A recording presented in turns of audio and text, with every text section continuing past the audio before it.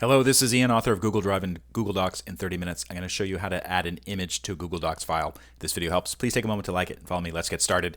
And by the way, this is the same if you're using Google Docs in a Chromebook, Mac OS, or Windows PC. I just recommend that you use the Google Chrome browser. So open up the file that you want to add the image to, and then put the cursor where you want the image to appear. So I'm going to add a logo for my company right here where this cursor is.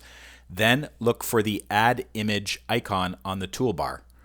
It says Insert Image. If you do not see that particular icon, go to the Insert drop-down menu and then select Image. It's the first one, and then Upload from Computer. So I'm going to be using an image that I have on my computer of my logo.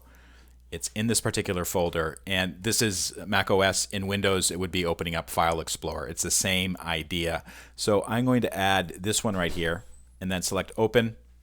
And there it is. And you can drag these little corner things to make it a little bit bigger or smaller. Although notice if the quality of the image is not that good, it may start to look pixelated when you blow it up. So I might just reduce that to the original size. And then you can do things like you can set the text that wraps around it or something like that. If this video helps you out, please take a moment to like it and follow me.